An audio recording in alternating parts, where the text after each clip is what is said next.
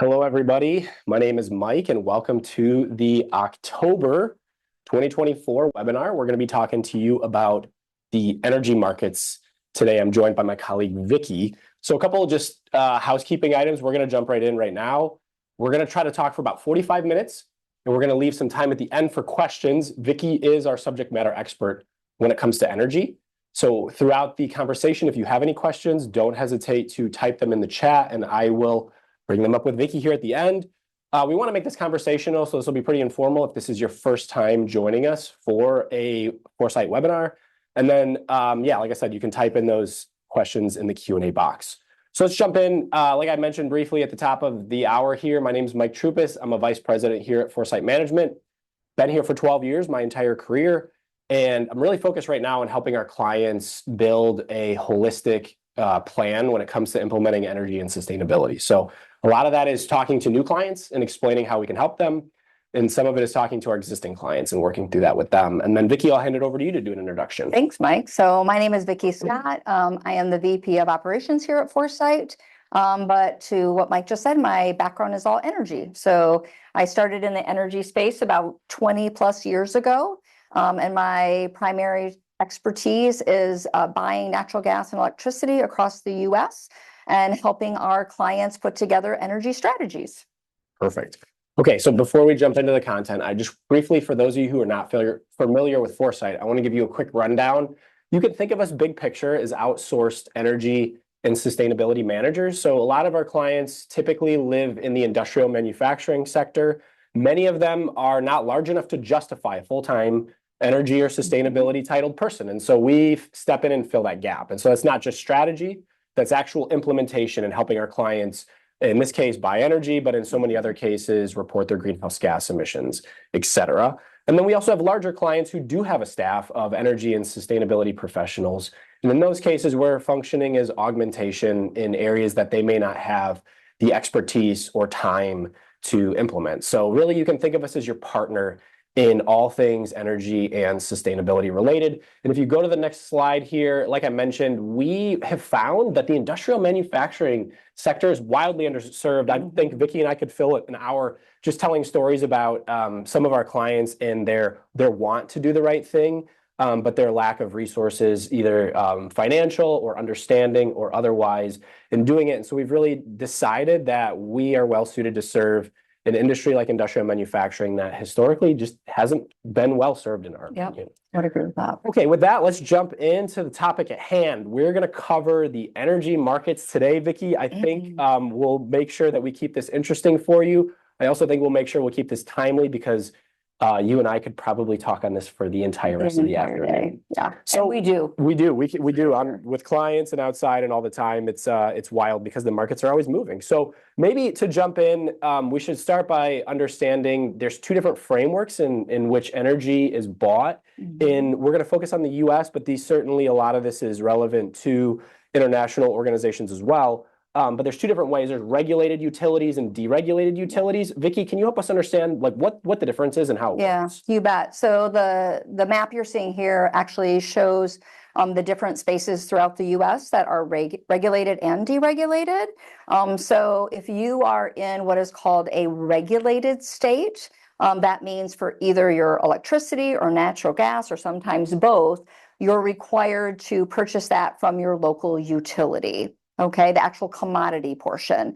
Your utility is always going to do your transportation or the delivery of the commodity to your facility. But again, in regulated states, you're also going to have to purchase it through the utility. In deregulated states, you have a few more options. So again, your utility is still going to deliver the commodity, but you can go out and you can do a competitive bid and purchase, if you would like to, from an alternative energy supplier. And this is designated by state. So it is extremely important to understand where your sites are located and the state of deregulation within your demographic. Well said. This can be really confusing if this is the first time you're engaging with this.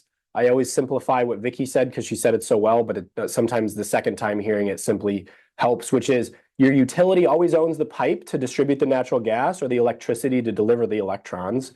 In a regulated state, that same utility provides you the physical molecule of gas or the electricity. And in a deregulated state, some other party may provide the actual molecule of gas or the electrons that flow through the power line. So that's regulated versus deregulated. And maybe we should take a time to state a lot of what we're going to be talking about through the webinar today revolves around deregulated markets because there's so many options. However, we should acknowledge that even if you're in some of these regulated states, this is still a worthwhile webinar to understand, because you could argue that regulated utilities are derivative to the marketplace. And what I mean by that is, as natural gas or electricity markets in a regulated state move up, ultimately those costs Are going to fall down onto the ratepayer. Sometimes it can be a little bit more delayed. Yeah, about 4 to 6 months more of a delay. I think a lot of that is because utilities are typically purchasing farther out into the futures. Yeah, that's well said. So what you'll hear is we're going to be talking a lot about the deregulated procurement piece throughout this presentation. However, you can think in the back of your mind as you're seeing observations or making understandings of what's happening here, those will flow into the regulated markets. I would agree with that. And a lot of the utilities are getting into the renewable space. They simply have to. So there are, even if you're in a regulated state, there are potential renewable options within your utility as well, that you should be looking into possibly. Well said. All right, so let's jump into the natural gas markets first. So the first graphic we have is the EIA storage report. Vicki, can you help us understand what we're looking at here? Yeah, and actually, I want you first to explain storage, because maybe some folks don't even know that we store natural gas. This is great, and maybe I'll start with electricity. This is probably common knowledge, but it's really difficult to store electricity. The best thing you can do is a battery. And what's your quote always around the first person to figure out energy storage? The first person who is going to figure out how to store electricity is going to be the next trillionaire. I think I would agree with that. That's a good statement. But natural gas, however, is easy to store, and the reason why is it's not electricity. It's a physical gas. It's a molecule of mostly methane that you can store. And so what happens is there's geologic formations across our country, and actually in many places across the globe. You can think of these as caverns, places that have either been mined before or just open caverns within the underground. And you can actually inject the natural gas down into those caverns, and really big picture, you think about it like a gigantuan propane tank. So you have your little propane tank that you run your grill or barbecue on. These are, in many cases, like acres large ones that all live underneath the country. And actually, fun fact, we're both out of Michigan, and Michigan actually has an incredible amount of natural gas storage from all of the gypsum and other things that we've historically mined out of our state. So there's a lot of different areas. So what ends up happening, and Vicki will get into some more of the details here, but you can see is this is an oscillation. This is 2 years worth. A lot of people don't realize this, but all winter long, our country is actually consuming more natural gas than we can actually produce. And so what ends up happening is that gas gets pulled out of storage. And in the summertime, especially in the spring and fall, we're producing significantly more than we can ever use, and that gets injected into storage. Yep. And so what you're seeing on the graph, especially in the highlighted area, you're seeing the 5-year historical min and max averages. We watch storage so closely because especially if you look at like the last 2 years, we've had the warmest winters we've had on record since like the 1800s. So if you think about it, in the winter time, if it's very warm, we are not pulling gas out of storage, which is keeping prices lower, right? So we're watching this every week. Storage report is released every Thursday at 10:30. And so it's really interesting. If you just look at the trends, you can see that over the last year, it's been extremely good for natural gas. And you can see where our storage levels are, and they've just been significantly higher. And it probably goes to state, you don't often see the blue line outside of the light gray. What that means is we are well over what we've seen in the last 5 years. Yes. So certainly this, what happened in about 12 months ago, because what was that? Yeah, end of the winter of 23 into 24, is we had significantly more gas than we've had in storage, at least in the last 5 years. And it was a historic high. So this is a great way to start to understand like where the natural gas markets are going. Okay, so Vicki, let's talk about natural gas and how it flows within our country. So a lot of it is extracted usually from shale formations, and then we have where are the different sources of that natural gas then being consumed? Yeah, so if you're looking at this is our LNG or liquefied natural gas terminals that you're seeing here. And again, we already talked about storage and weather. We're talking about different factors that impact the actual price of natural gas, basically. And so when you look at this chart, what you're seeing is today we have several terminals that you can see highlighted here where we're actually shipping natural gas over to the EU, over to Asia. For those of you that are not familiar, overseas, it's much more expensive than it is here in the US. So producers want to export natural gas overseas because they're simply making more money.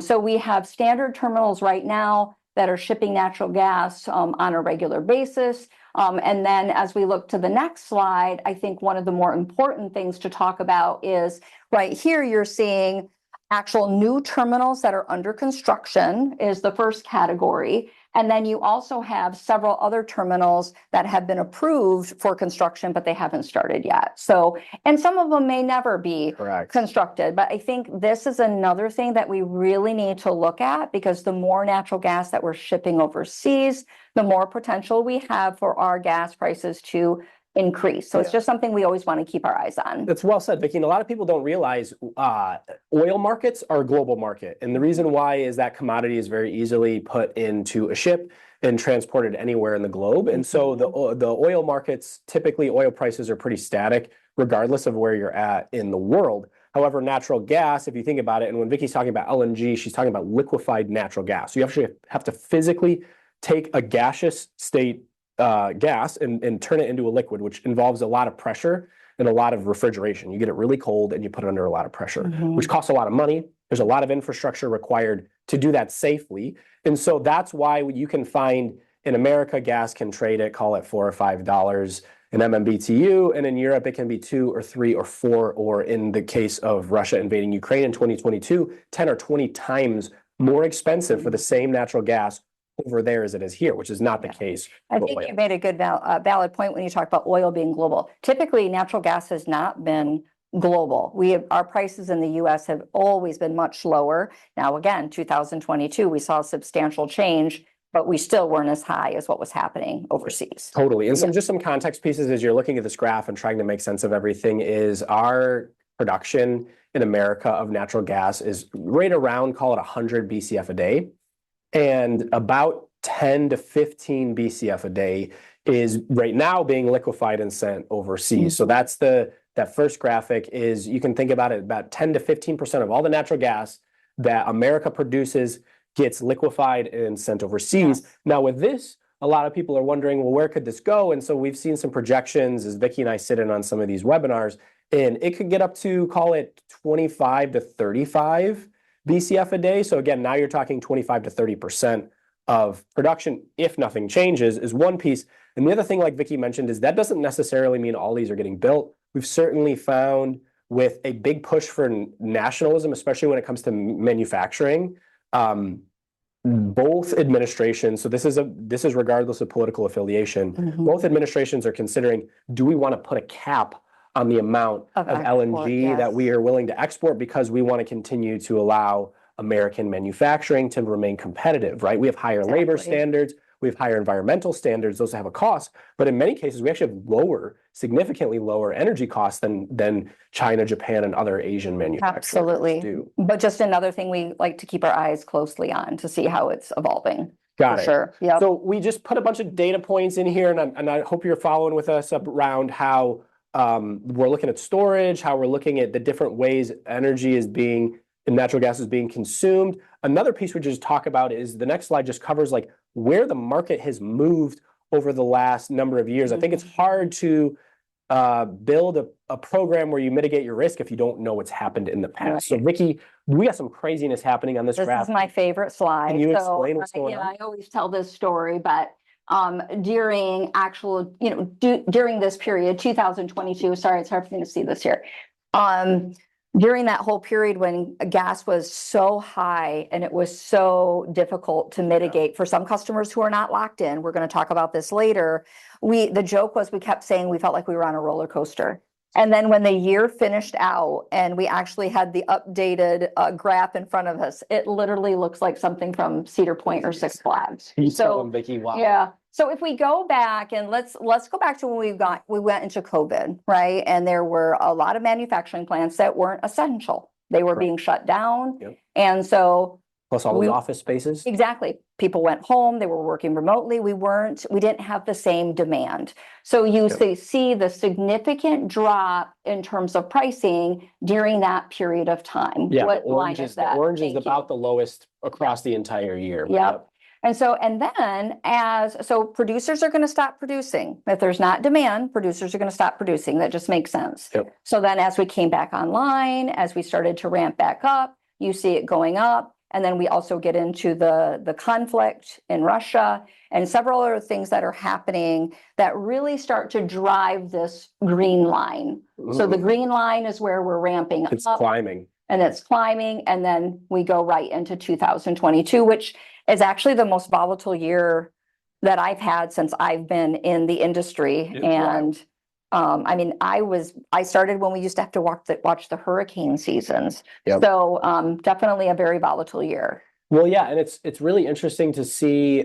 Vicky kind of hinted at this, and I'll drive this point home, which is if you follow any of the major natural gas producers in our country, they talk a lot about a lot of these are publicly traded companies, EQT, Range Resources, et cetera.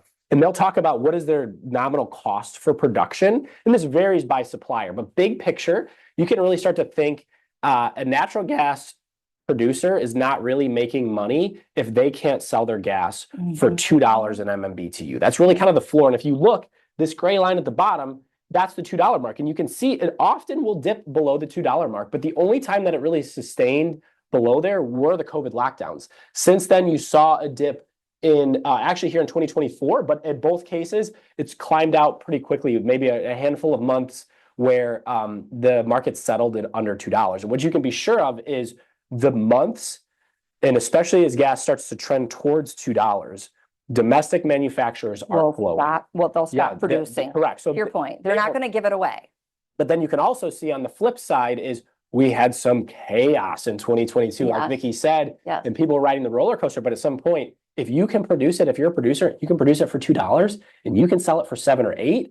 The truth is there's not a shortage of natural gas in our country, especially when it comes to fracking. Yeah. America invented fracking technology a little over a decade ago. I guess it's pushing on 15 years now.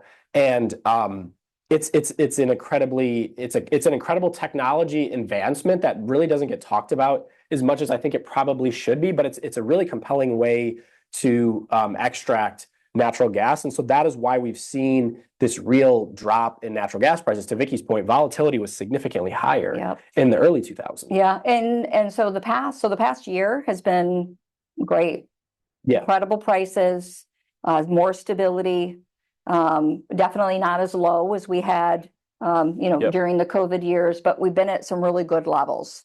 $3, $4 gas. Agreed. And I'm talking about NYMEX. We haven't talked about basis at all yet. But yeah, this is the market price for gas. Yes. Very competitive. Getting it. Yeah, and I would say like the big picture, a lot of our clients ask us to talk about this, and I always typically tell them if you can buy gas will not be under $2 for very long if it goes there again. And so like if you can buy gas down at the $2 range, it's a pretty safe bet. You want to buy generally as much as you possibly can. And then it's going to go up faster. Then it goes down. Then it goes down. And then on the high side, generally speaking, as you start pushing gas over $5, that's when the suppliers really get interested and they really want to continue to produce more. And so I would make an argument, and I would argue this graph actually bears out this argument, which is gas is, you could say range bound between $2 and $3. I would say probably a more general term is it's range bound between $2 and $4 an MMBTU. So generally speaking, it's you probably don't want to buy a ton of it if you're seeing it over $4 unless you have to, and you likely want to buy a lot of it as it starts to trend down below $2. And the futures price right now going out even to 26 is right in the $3 range. We got maybe January 26 trading at $4, but nice $3 range right now on the futures prices. Great. So we've hinted at this a little bit, but on the next slide, I just want to talk about like what drives, maybe we just like land the plane on what are the big drivers for energy prices, Vicky? Yeah, definitely weather. Mm-hmm. Definitely weather. We're supposed to have a normal winter. So I've been told this year, I'll be really curious to see what happens there. Geopolitical for sure. Yeah. I'd like you to get into more of that because I think that's definitely your thing there. Certainly LNG, and just really Again, back to the political affiliation, doesn't matter if you're right or left. Whenever you're going into political seasons, you're always going to have speculators that like to speculate. It's a market commodity. Anything that drives other markets are going to drive gas and electricity markets Well, as it's well. funny you say it. Maybe we should just address it because I think it's often the elephant in the room, and I've been asked that question anyway a lot in the last couple of months, which is what is your take on energy prices after the election? And I actually say energy prices, the president doesn't actually have as much authority to push energy prices around as people typically think. And again, a great example of that is if you look at the shale revolution, that happened over the Obama presidency. Again, the government couldn't either try to accelerate that or try to decelerate that. That was effectively the private market figuring out a more cost-effective way to extract natural gas. And then again, you can go to like a Republican presidency like Trump, and you can say, well, COVID happened and energy prices cratered. So like we have two completely different parties and two completely different people in president. And in both cases, there's huge swaths of time where prices went down because so much of what drives energy prices is actually outside of what our country and our political administration can control. Yeah, I think the geopolitical and what happened over Russia, Ukraine, I think that certainly was a much bigger driver. Yes. For sure. Definitely weather, definitely LNG, and just simple stability of the market overall. Sure. And I would say. Agreed. And this is probably a good time to talk about some of the infrastructure stuff as well. We'll get into this a little bit more on electricity later, but we haven't covered it on natural gas. Is you may see a little bit more difference in infrastructure build out between the two different administrations. But again, you could make strong arguments that both Republicans and Democrats generally support infrastructure. It's good for their constituents. It covers the entire country, and people want to invest in it. And so, like under the Biden administration, there's big infrastructure spending. Under the Trump administration, there are big tax cuts, which typically stimulates infrastructure investment as well. But we are seeing there is a underinvestment, in our opinion, on both electricity and natural gas. We'll talk about the electric later, but in natural gas, there's a massive underinvestment in natural gas infrastructure. A lot of that is driven by the fact that people are asking, are we going to need or be using natural gas in 20 or 30 years? Yeah. So if this is a 20 or 30-year asset, should we build it or should we figure out how to get more efficient? And so those are very valid questions, and we ask those and we work with those with our clients. But the short term natural gas consumption in our country is flat to up if you factor out weather, especially with all the industrial manufacturing that's growing, and we're not building more natural gas pipelines. Yeah. I think one of the things that we haven't talked about is that you might think, oh, I have a plant in North Carolina and I have a plant in Michigan, and why are my gas prices so different? So one of the things we haven't talked about is the gas pipeline. So there's a pipeline that goes across the US, many of them, and where you sit geographically is going to determine part of your gas cost, which is called basis. So if you're in Maine and you're at the end of the pipe and there's only one way in and one way out, your gas prices is going to be much higher. Even if you see NYMEX at $3, you might have a $12 or $13 gas price because of the basis, which is what we like to call the pipeline protection. So keep in mind, there's more to this picture than just the NYMEX. Where you sit geographically is going to determine your overall gas price. It's huge. And we're seeing just general big picture trends. Many of you are industrial manufacturers. Most of the industrial manufacturing in our country happens in the Midwest or in the Southeast. Those places are typically close to natural gas production. So you can think of the Marcellus Shale in Pennsylvania, Ohio, and West Virginia. They also sit through a lot of infrastructure. And where we're seeing, to Vicky's point, some of the worst pricing for natural gas is it's on the coasts. It's those are both coasts are far away from production, and the infrastructure that is needed is typically not there to get the gas. And so that's why we're seeing higher prices. So the next slide talks a little bit about weather. Vicky, I don't know if you want to kind of cover, we talked about it a little bit. If you want to go into any other detail around if there's anything that weather can drive around natural gas consumption? Yeah, I think the main thing is as you're looking at your sites, you're either what we call a production load or a heat load. Yeah. And I think that makes a big difference, right? Can you define the two? Yep. If you have a product that you're producing that uses natural gas and or electricity, but let's just talk about natural gas first.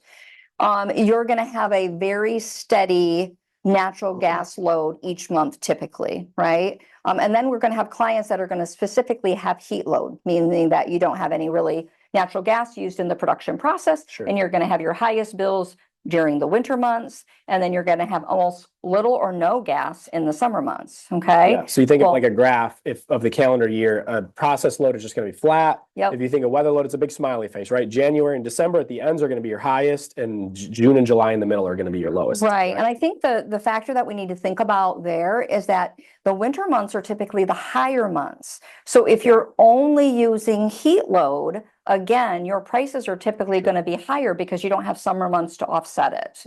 Well, that's absolutely true for two reasons. One, because the NYMEX that we went through, all these energy prices, they are higher in the winter, and all the basis costs that get the pipeline, the gas to you, especially if you're in a remote area, those are also higher in the winter. So you get double hit on the commodity is more expensive, and getting the commodity to your plant can be more expensive in the winter time. So the only other thing on the weather, and we talked about this, is we do watch the weather very closely because it is going to determine when we start having to pull gas out of storage. Yeah. So again, last 2 winters have been extremely warm. We've had a lot of excess gas, a lot of customers even selling gas off because they haven't needed it.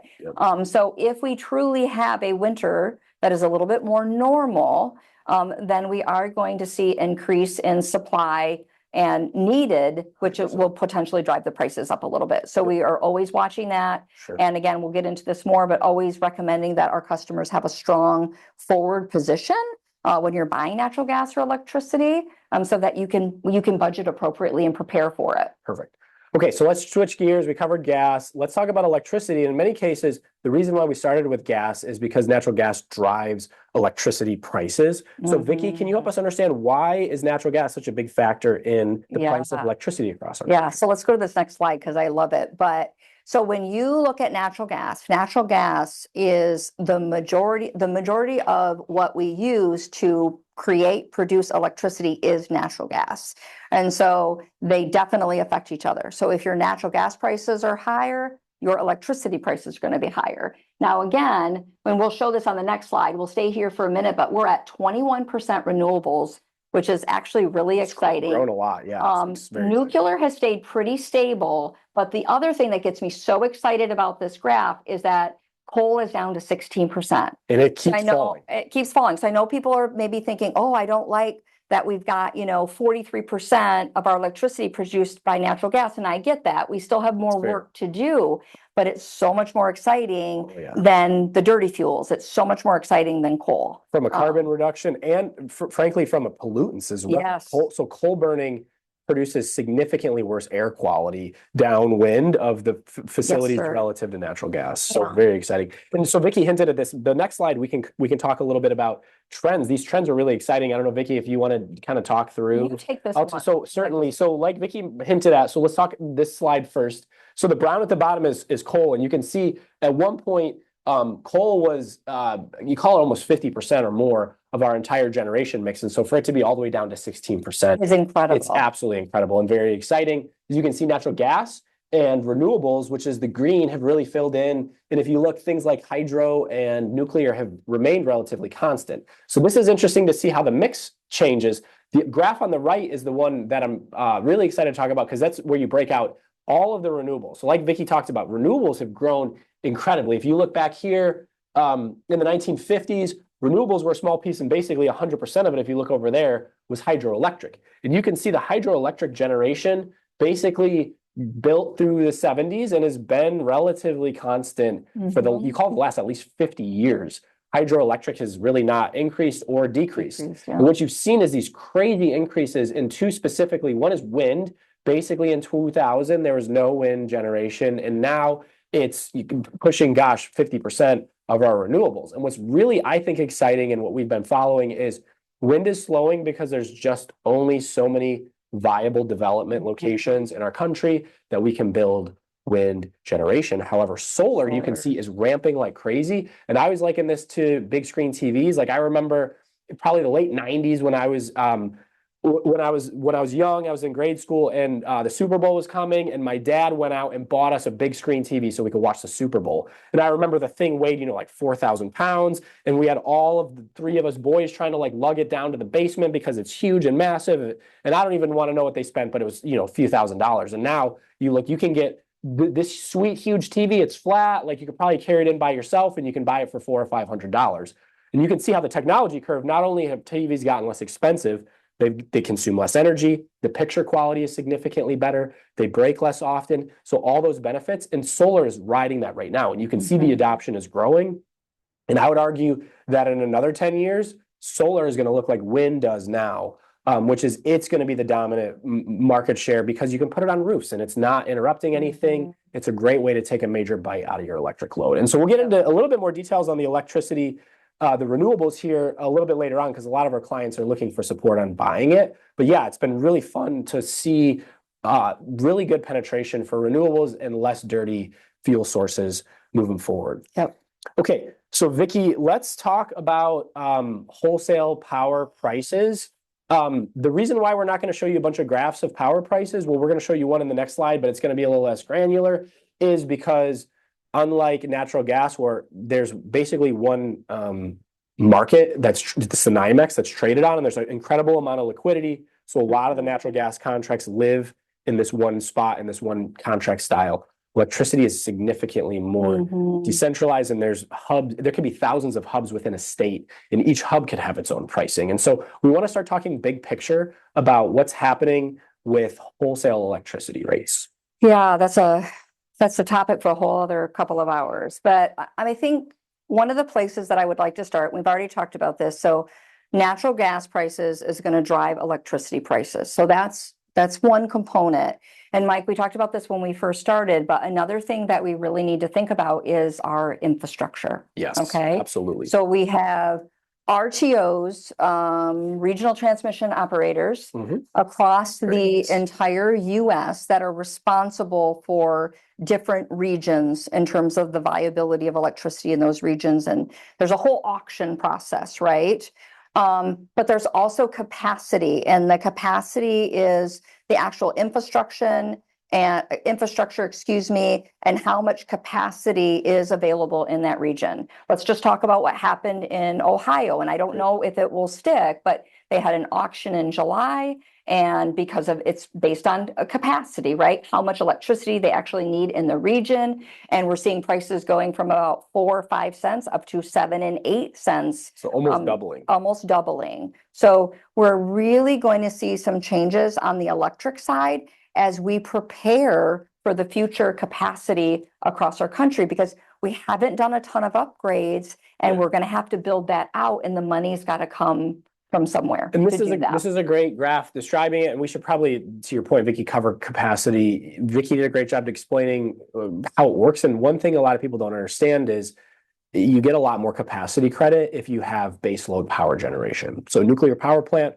it's running all the time, so it gets a really high capacity factor. Wind and solar are intermittent, and so in many cases they've gotten lower capacity factors. And again, this could be a 12-hour webinar, so we're not going to get into this, but how that capacity gets valued by asset is another huge consideration that is shifting a lot right now, and it's causing a lot more market uncertainty. Yeah, and maybe so capacity, it's almost like I like to think about in a particular region, how much potential capacity they would need to serve the entire region. Yep, 100%. So even if it's not 100% of the time, when you're building out infrastructure, you have to pretend like everything is going all at once to have enough capacity. Yeah, well, absolutely.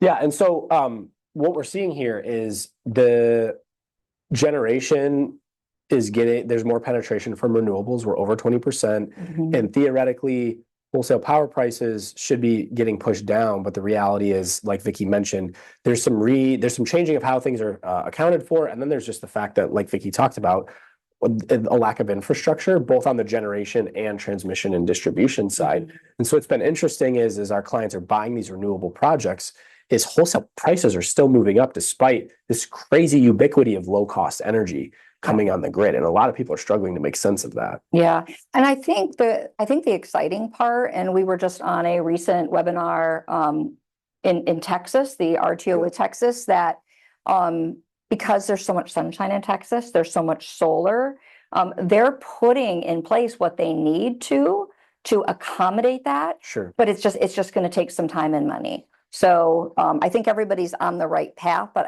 there's going to be some increases that are going to come with it. Yeah, but I think the point that you make is valid, which is gone are the days. We buy a lot of electricity for clients in Ohio and Texas, big regulated states, a lot of manufacturing. And I think you and I can both remember signing contracts at like 3 and 4 cents. I mean, it was crazy how low some of this was per kilowatt hour. And I don't think those days are coming back. No, and we'll get into it a little bit more in terms of strategy, but I think one of the things that I always recommend is like, you're not looking to become an expert in natural gas and electricity if you, I don't know, produce pharmaceuticals, whatever you produce, right?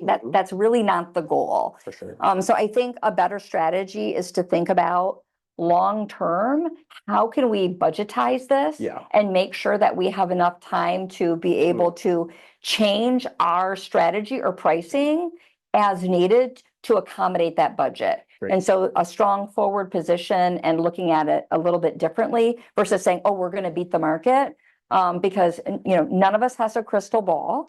If we did, you and I probably wouldn't be here right now. 100%. But I just think that's a really good approach as we look at just the ever-changing energy market as it sits today. Well said, Vicky. Thank you. All right, so let's transition to renewables. This is kind of where we want to finish the conversation. And then just a reminder, we're getting here towards the end. If you do have questions on anything we covered or other energy-related topics, go ahead and throw those in the chat or the Q&A, and we'll address those here in a few moments. So, Vicky, talk about renewables. A lot of our clients are starting to look at it. As you can see here, there's a lot of different technologies, but if you could just give us a flyover of the technologies, and maybe before you do that, let's define the axes here. So on the bottom, you have an increasing risk and cost as you move to the right here. And when we say risk, this isn't just like financial risk, like, oh, am I going to sign a good deal or not? There's a lot of risk here around like creditworthiness when you start talking about some of these very complicated instruments that clients are looking at, as well as supplier risk. We're having it where suppliers you sign a contract with a supplier and then they can't actually build the thing. And there's real risk to that. So like, we're not just talking financial risk here. We're talking there's actually an incredible amount of risks as you move down that curve. And then I want to take a moment on the y-axis here. The word is additionality. And so I want to quick define that so that Vicky, when she explains these, it makes sense. Additionality answers the question, does my purchasing decision add renewables to the grid? And so what that means is basically if you are buying some renewable credits from something that is already in existence, pretty low additionality, right? You're supporting a marketplace, but no one built anything new. If you go put solar panels on the roof of your facility, that's complete additionality. Those are new solar. That is putting new power right into your facility and offsetting the grid. And so that's the definition of additionality. With that, Vicky, if you could define kind of the options our clients have when it comes to renewables. You bet. So I think the neat thing is we have several different levers, that we can pull for renewables, which is great. A lot of organizations are setting their sustainability goals, a lot of 2030 dates, 2050 dates. And so we have a wide range of things that we can do, okay, as you're setting those goals. Number one is the renewable energy credits, right? They have been around for a long period of time. When they first came available, there was a lot of concern around double dipping, things of that nature. Right now, there's so many things that are in place to make sure that there's not double dipping. We've got the National Green E certification. We've got a lot of retirement programs. So RECs are a great way to, I like to say it, dip your toes into the market.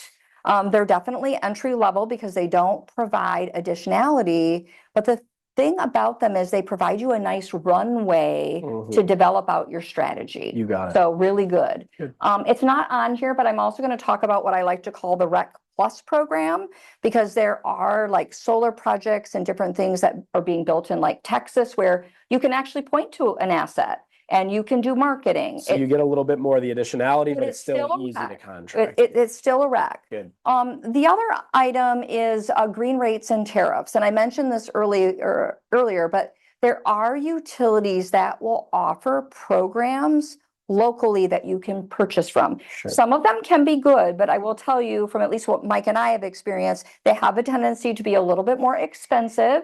and they don't always offer anything else in terms of additionality. Certainly. So it is an option. I would just approach with a little bit of caution there. Makes sense. The next one is your PPAs and your VPPAs. Which is a power purchase agreement or a virtual power purchase agreement. Yes, and actually two very different things. So I'm going to be very brief because Great.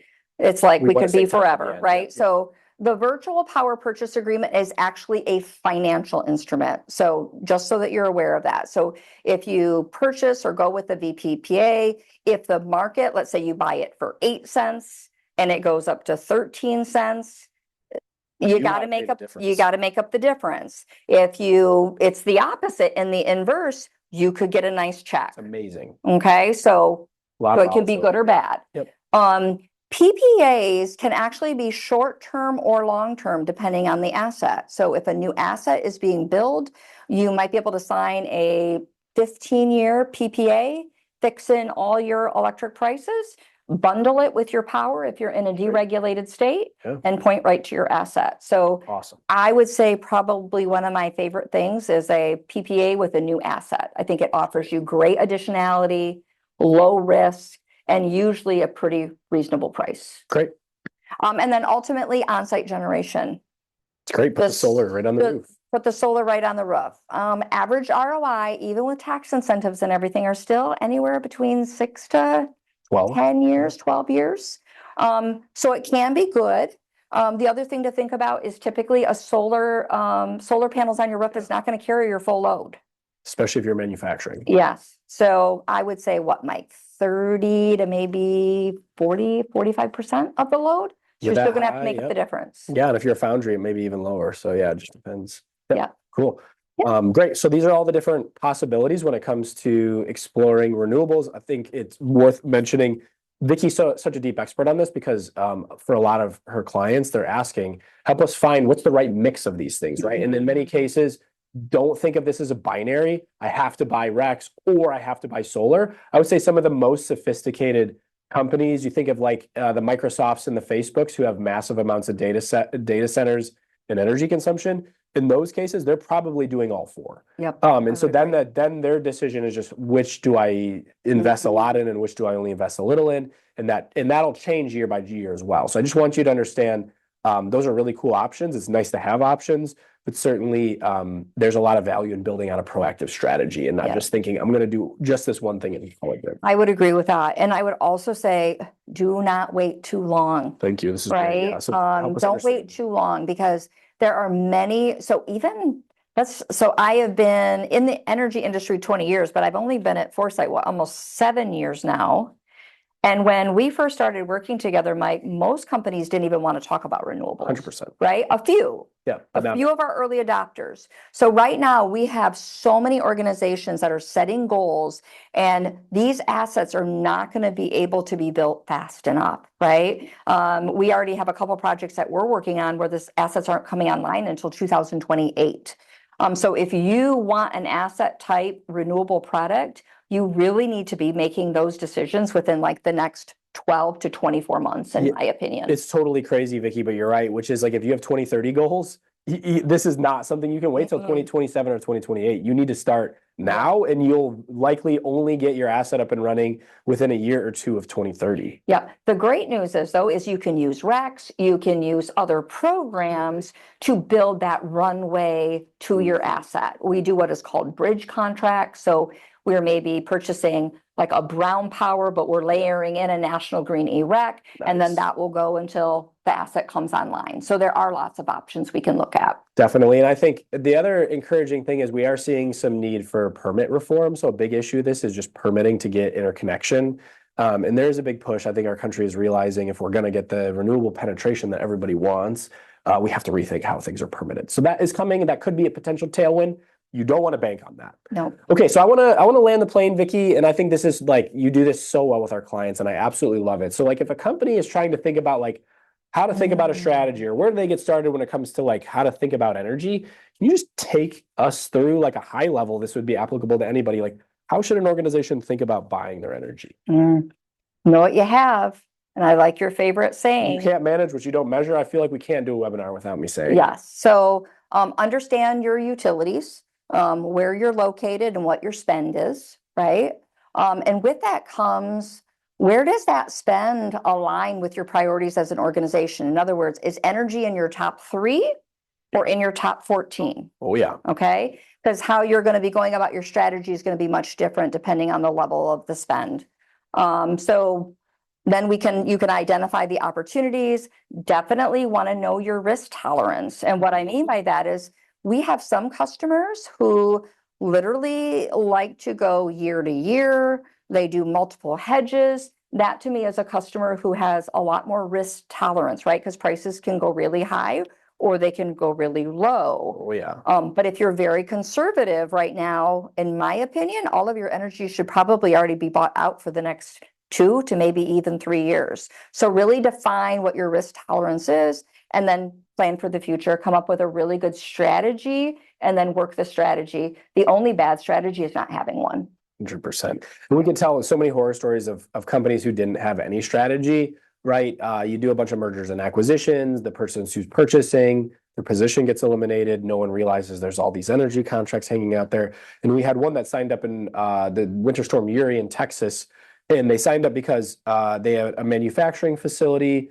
They typically were spending, call it $20,000 to $30,000 a year on natural gas at this manufacturing facility. And then they got an invoice for $250,000 for 1 month. And that's where companies really realize, oh, I didn't have a plan here. This thing blew in. We had no plan. And so I certainly could not underline enough what Vicky's saying here, which is if you just hope it works out, that's not a strategy. And yeah, certainly some organizations want to be extremely risky and want to really mirror the market. And if that's what you want to do, that's great. We can certainly help you with that. And other clients really want to know exactly what they're going to spend for a long period of time and hedge out far into the future. And also, if that's what you want, that's great too. But again, having some sort of strategy is really valuable. We get this is complicated. This is confusing. We just nerded out for 45 minutes on this. But it really, if you're not going to do this internally, find a partner that you trust, like a Foresight, to help you build out a plan and make sure that plan meets your goals, your needs, and your budget. Agreed. Okay, so let's jump into questions. Vicky and I are here to answer questions as long as we need to be. It looks like we got a question that says, if my company is interested in pursuing renewable energy, where do I start? I think the first thing that a partner would need to know, whether it's us, you do it on your own, or another organization, is where your facilities are located, right? Because where your facilities are located and how much energy you're using is going to depend or tell us what levers we're going to pull first, right? Yeah. And that goes back to the deregulated and regulated markets, because if you're deregulated versus regulated, you have different options. Yeah. So definitely. Really understanding your demographic and developing that roadmap to become renewable is going to be key. If I can add to that, a big piece of how much you want to invest in renewables will be contingent upon what kind of goals your organization has chosen to set when it comes to greenhouse gas emissions reductions. So to Vicky's point, if you have a geographically diverse footprint and you have very aggressive, say 2030 goals, then you really want to invest on the front end, to her point, on understanding where your locations are at and which ones offer maybe the most favorable tax credits for solar, maybe the electricity prices are the highest so that you can get a good return on investment, where energy is deregulated. So you may not have to invest a bunch of capital at your plant, but possibly be able to just buy it from a renewable resource elsewhere. So those are all kind of a lot of the major factors, which is how aggressive do you need to be, where your plant's located, et cetera. And then to directly answer it, because Vicky is the technical expert here, and I'm the person who is not scared to ask you if you want a proposal, is you certainly, if you don't know where to start, we offer these all the time. They're called renewable energy feasibility studies, and we do exactly what Vicky just laid out, which is we got to understand what your goals are, how much energy you're consuming at your different footprint, and then we'll look and help you understand if you want to be rec heavy. This is the approach we'd recommend. If you want to invest in on-site solar, here are the locations where it's most feasible. Here are the locations where we think you could pull off a VPPA, et cetera. And then we'll work through it all and help you build out a strategy that meets your risk tolerances, your cost ability, and helps you achieve your goals. Yeah, and it's just made me think of something, and Go we'll be ahead. quick, that we haven't even touched on, and that's your local based emissions, right? Like, different grids are dirtier than other grids. So where you start may depend on if you're in a dirty grid or not, and how much impact you're going to get. And those emission factors mean a lot. The difference between some of our dirtiest states and some of our cleanest states can be like a 10x differential in emissions. So to Vicky's point, you may use the same amount of energy at two plants, and one may have 5 times more greenhouse gas emissions. So like Vermont, I'm just going to throw this out. So Vermont has an incredibly clean grid. North Carolina's pretty dirty. Yeah. Indiana's pretty dirty. Yeah. So those are things that you'd want to think about as well.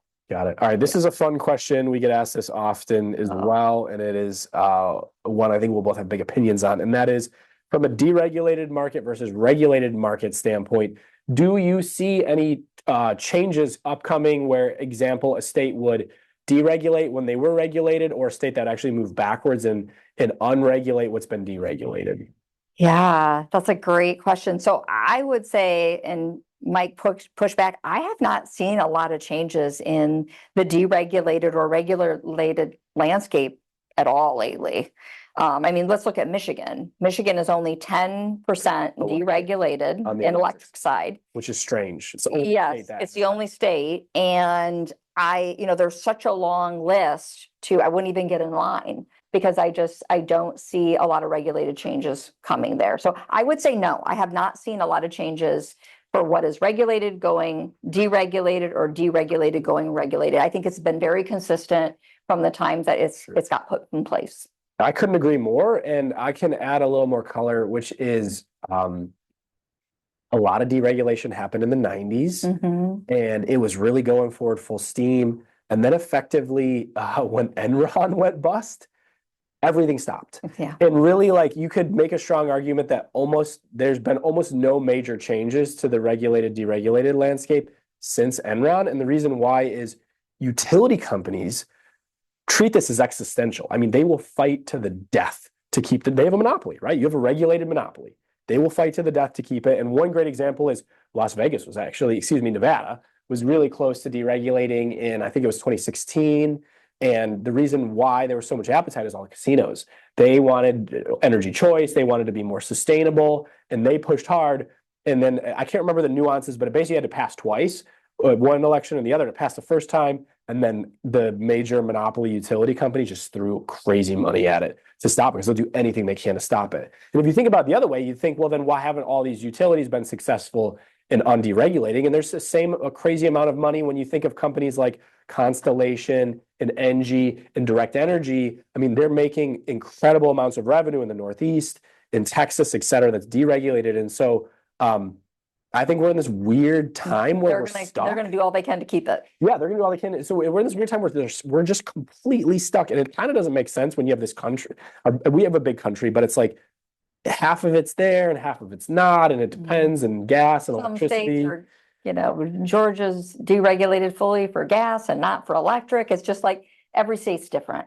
Wild. Yeah. So anyway, that's the answer there. We could probably talk a lot longer, but we got one more question, and that is, you mentioned you don't have a crystal ball, but do you have any opinions or thoughts on where you see electricity and natural gas prices moving 12 or more months into the future? Yeah. So this is where Mike and I have a really nice ham and egg, because Mike is a little bit more risky than I am. I'm pretty conservative. I have been loving the gas prices. So I will tell you, for all of my customers since around March, April, and May, I have been recommending all of my customers lock in at least 1, 2, and 3 year contracts. So in my opinion, I think the prices right now are great. And if I was helping you, I would say lock in. So you think that basically, if I can nail you to an answer, you would guess energy prices will probably be slightly higher. Not a lot higher, but it sounds like slightly. I think that what you want to be careful of is that, you always say this, don't get greedy, right? Oh yeah. So gas prices are in the $3 range. And so I really encourage customers to look at it through the lens of your budget, right? Like, would your budget be really excited if it went to $2.50 instead of $3?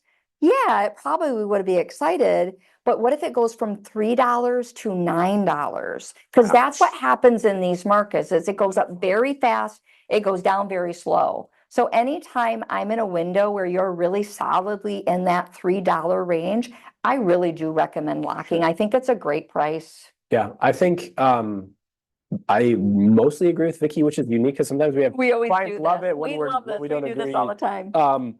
I would argue I disagree on natural gas. I think natural gas prices in 12 months will be lower than they are now. And I just think we still have a lot of supply. And my big theory on the long term is we're moving in a trend, and this is bipartisan, of protecting industry in America and manufacturing more things in America. And I think we won't quite get to, again, like I said, we're at like 10 to 15 BCF a day in gas exports. I don't think we're going to get to 30 or 40. I think our either party is going to say, nope, we're shutting this down and we're going to keep America competitive. So I think gas prices will go down, not a lot, but because they're kind of in the middle of that $2 to $4 range, Yep. but I think they have room to move down. The electricity, on the other hand, I completely agree with Vicky. And the reasoning why is kind of we hinted at this a lot in some of those slides, and you saw those electricity prices from the wholesale standpoint just keep going up, is to be totally blunt, we've way underinvested in our electric infrastructure and our electricity grid. Here in America, we're turning off a lot of coal-fired power plants. People said, you know, in the graph when we said we're at 21% renewables, people said we'd never be able to get here. People said it'd be impossible. At 5%, the grid would collapse. At 10%, the grid would collapse. At 20%, the grid would collapse. We're already past all of those. However, the feedback is still valid, right? And people said you could never send a man to the moon in 10 years. We figured it out. If there's one thing America can do, we can innovate. And I know that percentage of renewable penetration will continue to go up, despite what people act like it can't. It can. Like we got somebody to the moon. We can figure out how to get 50% renewables on the grid and 75, and then someday 100. However, the underinvestment in infrastructure, the underinvestment, and really, frankly, the lack of a bridge plan here, it's what I'm more worried about is the next 2 to 5 years than I am the next 15 to 20. Like the technology in managing our grid, in distributing our energy, and generating compelling energy through nuclear, which is clean, through solar, which is clean, is so compelling that all I think will be like fine. It's this next like 2 to 5 years. There's a lot of upgrading, and there's a lot more load going on the grid, especially with AI and data centers. So I would argue electricity, I think prices are going to continue to go up pretty significantly. And if you follow energy stocks, especially electric ones, it's crazy to see the run-ups that they've had. Yeah. Okay, Carolyn, do we have any other questions? That is all. So I want to just take a moment and say thank you so much for joining us. Hopefully this was helpful. We are so excited to have Wendy and Kelly running the webinar next month. Kelly is so unbelievably smart. She's been on the webinar a number of times. They're going to be talking about the supply chain and sustainability down in the supply chain. Kelly has been doing a ton of work on that with our client base, and so we're very excited to share that with you. And so we'd love for you to tune in to the webinar next month. Otherwise, thank you so much for joining us today, and we'll talk to you soon.